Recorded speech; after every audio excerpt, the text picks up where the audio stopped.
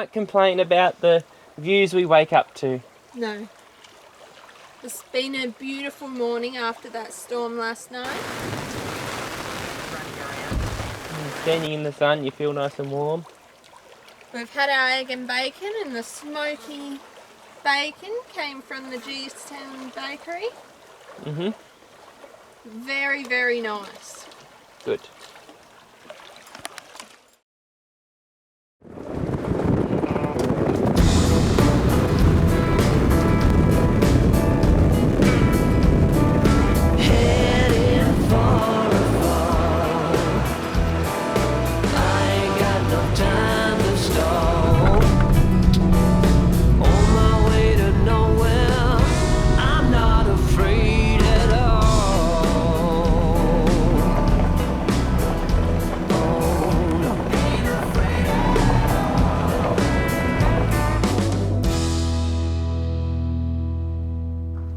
We've come across an old hydro station.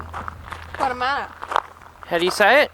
Waddamana. Waddamana Hydro Station. Bit of history.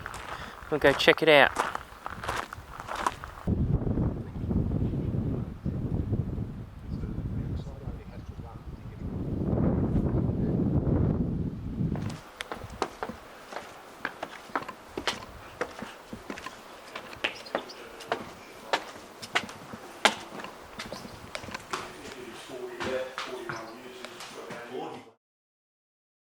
Basically, to have a power station up here in the middle of Tassie, right, there were no roads here until 1922. So the first road came in roughly around about 1922. So all the materials they were bringing in were just all by horses, being dragged in by horses on a wooden railway system. Oh, wow. The idea basically for this power station started with this fella called Harold Beasley, right? Did all sorts of designs, plans and all sorts of calculations. Eventually became known as the Great Lake Power Scheme. Okay. But for 16 years, that's what it was. It was a dream on paper. Until 1908, when they met a fellow called James Gillies. And they formed a company in 1908, took it to the government in 1910. The government says, yes, you can do it, but you've got 4 years and you have to use your own money. He raised about £200,000, which is about $50 million in today's currency. So it was a big, big project. So off they go. John's hiring labourers, go to get to Deloraine, walk in from Deloraine. It's a comfortable 2-day walk, and when you get here, we'll give you a tent and a straw mattress. We'll pay you between 5 and 9 shillings a day. He's got his labourers, and eventually he ends up with about 200 or 300 of them. And the idea was to build the first dam at Moina, divert the waters out of the Shannon River into the canals on the eastern canal into the Penstock Lagoon. You know, build that levee, raise the level of the Penstock as well. That was the idea. Things started to go pear-shaped about 1912. So you had the worst weather here in the Central Highlands. So it was down tools for days and weeks at a time because of so much snow, ice and rain. Okay. So by 1914, World War I has started. Their 4 years are up. They're broke. And the state government steps in and says, thanks very much, we'll take it off your hands, and bought them out at cost price. And by May of 1916, we've got this stage here. We've done all those little projects. We're eventually powering Hobart through 100 kilometres away, powering 300 homes. So that's stage one basically. You've still got that one there, so those 2 turbines where we're powering Hobart. That's the system there basically. We don't start again. We've let those essential workers go. They could go off to Europe and have an adventure and maybe not come back from that adventure. So these next 7 turbines, 1919 we start again, 2,000, upwards of almost 2,000 personnel, 7 turbines, combined English and American turbines. Now John Butters, that young engineer, he was 25 when he started. He's 29 when he takes over for the state government. He's now about 31 at this stage. This stage he's now about 39. Leaves us in 1924, heads up to Canberra, becomes a commissioner in the Federal Capital Commission building and builds the nation's capital. Him and his team spent 4 years doing the infrastructure. Now Walter Billy Griffin did the design, but John Butters and his team did the infrastructure. This grand entrance here attached to this tin shed, right? That was his prototype because he finished off the old Parliament House in Canberra with a much bigger and grander budget and such. And they give him a knighthood, gets a knighthood for it, becomes Sir John Henry Butters for building the nation's capital. Now we also built Waddamana B station after World War II with lots of displaced persons from Europe, so we had a huge amount of migrants on our payroll. And they could do a 2-year contract or stay and leave, and a lot of them stayed until they retired. So 1,000 foot, 3 power stations, 100 megawatts it's produced. Now over the years demand for electricity was doubling every 5 or so years. We're looking for our next projects, 10 to 15 years ahead. So by the late 50s, they thought, well, let's use the waters of the Great Lake more efficiently. Let's build Palawa Power Station. It's a 3,000 foot head of water. It generates 300 megawatts of energy. So 1,100, 3,300. New kid on the block. We could retire in we did retire in 1965 after they commissioned in 64. Us and Shannon took all the kinks out, and of course 23 years later we became a museum. So lucky it wasn't bulldozed in those 23 years, but wiser heads prevailed, so really good. Good. Alright guys, this is the self-guided pamphlet of the museum. Yep. So we're up here in the foyer, so we've got the ladies' toilets just in that corner, Yep. the boys behind us, and of course downstairs into the turbine hall floor. Number 4 is the tool room, so there was no Bunnings back in those days, so we made our own tools. Yeah, so, and of course number 8 is also the history room, interactive TV, documentary, if you want to sit and reflect and watch something. There's also a guest book there if you want to make any comments about the place. And I've also got a vending machine, so if you need a coffee or a hot chocolate, it might cost you $2, and I've got change up here if you need it. That's alright, thank you. And of course follow the numbers, you can't go wrong basically. This number 12 is the heritage collection room where we've brought things out of the basements and dungeons over the last 100 odd years and put them on display so you know what you're looking at. Yeah, okay. And of course around the back up to the top, the village, Hydro Village, first Hydro Village, Waddamana. You didn't work for Hydro, you didn't live in the village, basically, so yeah. In its heyday, 30, 40 houses, upwards to 150 odd people maybe. Swimming pool, heated swimming pool. Okay. So please guys. Alright, we'll have a look around. Thank you very much, Ian. Enjoy. You're very knowledgeable. It's experience. Yes. Experience. I've been here long enough doing the job. Yeah. Absolutely. So Yeah, thank very you. good. Alright, thank you.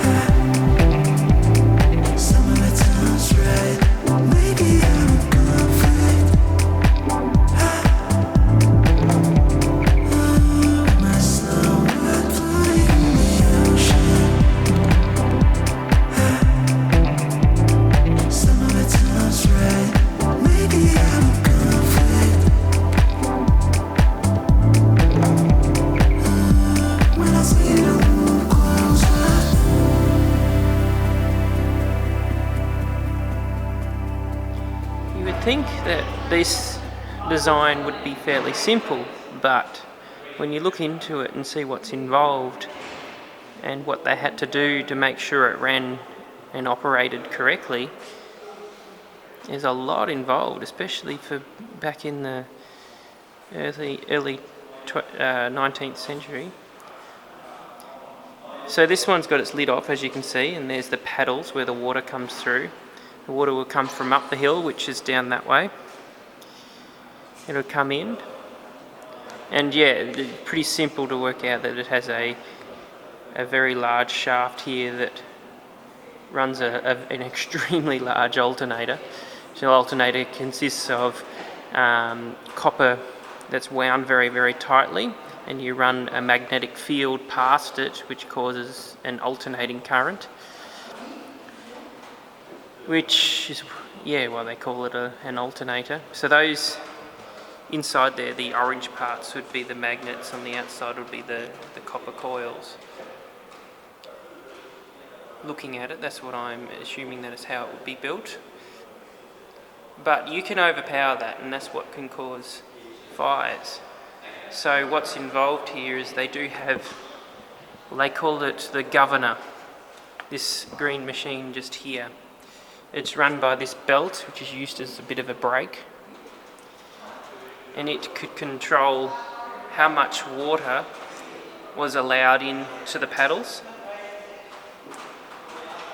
to ensure that it kept at the right RPM, which I think is 5,000 RPM this would spin at, which is huge, producing 4,050 kVA.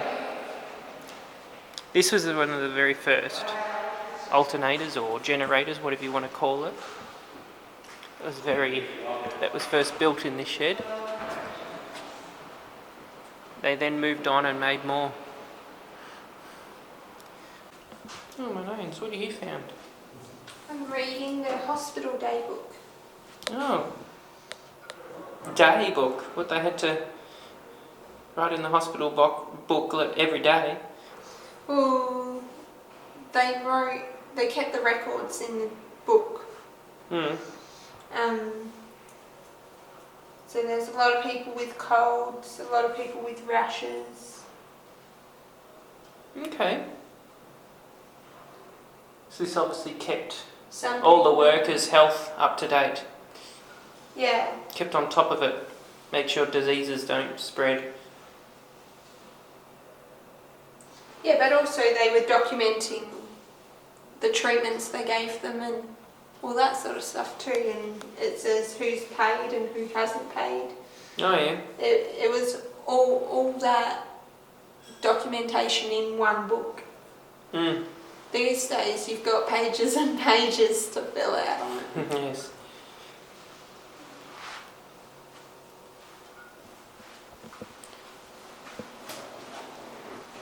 I was watching one of their videos, Gnomes, and they needed to water cool some of these generators, and so the water that came out of it, they actually used some of it for the local swimming pool. It was a warm swimming pool. How cool is that? Well, I suppose Tasmania isn't the warmest place in the world, so a nice warm swimming pool would have been very popular. Yes. The gentleman commented it wasn't a very hard life up here. Yeah. Although There were tennis competitions. Yes, well he said Fishing and life saving and one of the highlights of the town was when they had the local band from, well not local, the band from Hobart come up, and they'd have the dance here in the hall. They had quite a large hall. Pretty cool. it is. But oh look, working on the machines and everything here would have been very hard. Like this would have been a hot room. Yeah. This would have been toasty in here. Yeah, and it would have been hard work. Oh, the blacksmiths making the tools.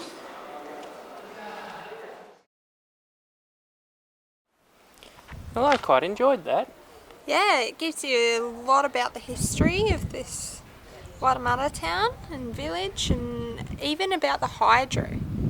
Yeah, if you're coming past this way, I'd highly recommend it. If Plus, You're It's, interested in electricity, sustainability. yeah, and also it's at zero cost, and you get someone pretty much giving you a guided tour. And a lot of it is self-guided as well, but very interesting, lots to read. You could spend hours here. One thing I've been told is they will be eventually doing guided tours of the underside of here. However, it's not ready yet. Still a lot of cleaning up and get rid of all the asbestos under there, or control it. But they will be eventually doing guided tours of the underside of here. Now that's something I'd like to see. I reckon the underside would be very interesting under there, with all the cabling and piping and things that goes on under there. All the little tunnels and things where people need to go in. It's, yeah, the top half I reckon is only half of it. It sure is. Now up the top, up at the lake. Go and have a look.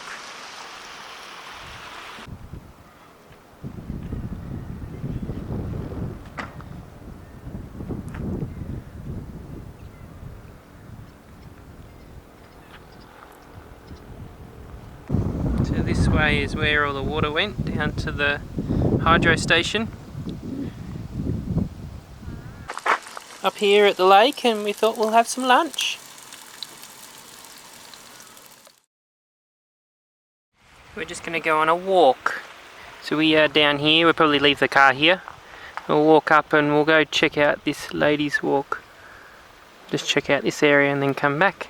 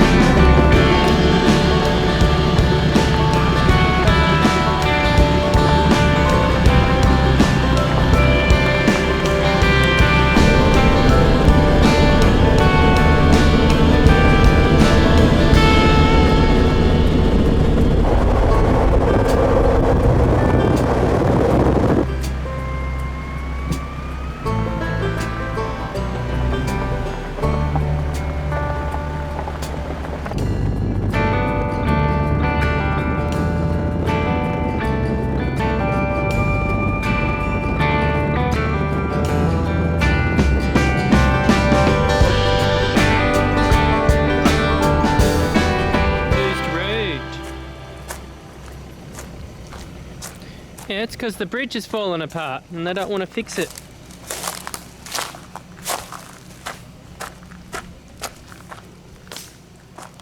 Big rocks, would have been some effort to get that there. We found a creek.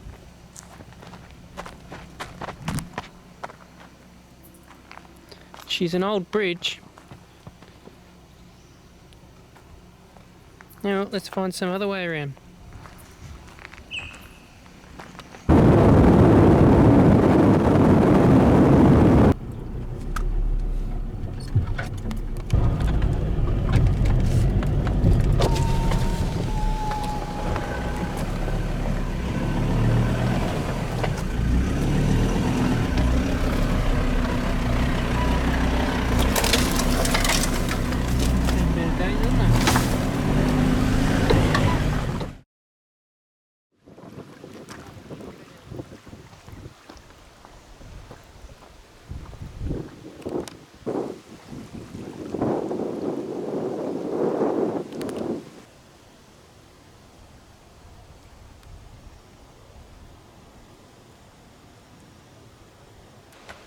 Zaka, how do you feel about it being our last wild night?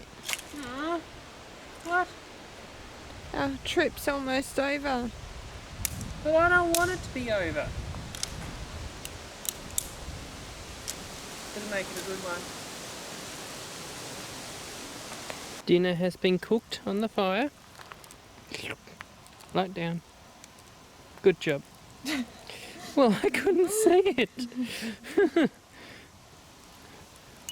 My one's over here. We got lamb cutlets, rissoles, bacon, and roast veggies. Good.